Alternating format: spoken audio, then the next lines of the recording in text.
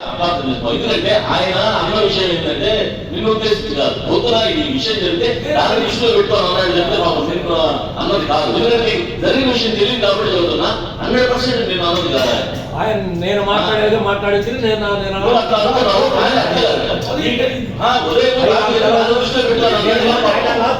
అప్పుడు అంటే అది తెలుసు కాబట్టి చదువుతున్నా. నీకు తెలుసు నాకు తెలియదు. ఈ స్థానంలో నేను కూర్చున్నట్లనే కానీ మాకు విషయం తెలుసు కాబట్టి మాట్లాడ మనం అదే మనసులో పెట్టుకోవద్దు.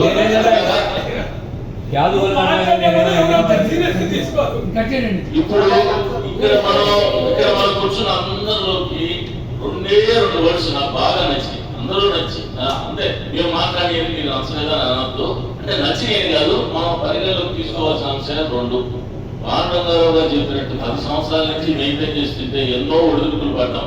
అది అందరికీ ఫస్ట్ నుంచి జర్నీ చేస్తున్న అందరికీ తెలుసు. అయితే 90% ఎంజాయ్ గా జరుగుతుంది మన ప్లాట్ఫామ్. 10% అనేది 4 అన్నదమ్ములు ఉన్న జాయింట్ ఫ్యామిలీలోనే ఉంటాయి. 30 ఫ్యామిలీలు మన్నాంతో లేకపోవడమైంది. అదొకటి. మళ్ళీ మీరు ఎప్పుడు చెప్పే శ్లోకం చిన్నగా చెప్పాడు, నాకు రొటీన్గా చెప్పినా మీరు ఎవరు గమనించాల.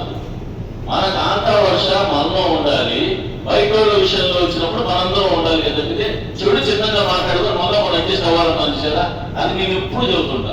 అదొకటి గ్రహించుకోండి. అందరూ ఏదన్నా సమస్యలు ఉన్నాయి అంత మాట్లాడండి, ఎట్లా చేద్దాం, దాంట్లో ఏదైనా మార్పులు చేద్దాం. పోయి సంవత్సరం ఇట్లా మనం కూర్చొని మాట్లాడుకున్నప్పుడు వచ్చినటువంటి అంశమే ప్రతి 3 నెలలకి ఫ్యామిలీలు కూడా సరదాగా కలుగుతా ఉన్నాం. ఆయన అనుకున్నామే కానీ ప్రతి నెల కలుస్తూనే ఉన్నాం. గుళ్ళో కార్యక్రమం కాకుండా ప్రతి 3 నెలలకు ఒక సరోవరంలోనో ఇంకోసారి అటు మధ్యాహ్నం పూట లేచి ఒక సండే పెట్టుకొని కలుస్తా ఉన్నాం. సరదాగా అట్లానే కలుగుతాం. అంటే నాకు కొంచెం ఒక 2-3 నెలల నుంచి కొంచెం డిస్టర్బెన్స్ ఉండి హెల్త్ ఇష్యూ అవడం కూడా నేను ఎప్పుడు స్పెండ్ చేయలేకపోతున్నా. అప్పటికే మెయిన్ ఐటమ్స్ అన్ని కూడా మనం చేసుకుంటూ వస్తా ఉన్నాం. మా గురువు గారికి వెల్కమ్.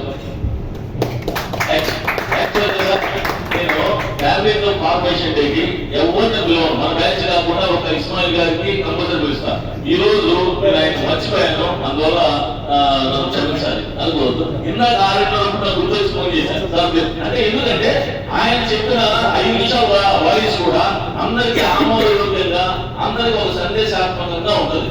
అందువల్ల నేను మా గురువు గారికి అర్థం చెప్పేది, అంతేగాని 2వ ఇది కాదు. సో అందరూ కూడా మంచి వాతావరణంలో చక్కగా స్టార్ట్ అవుతున్నాం.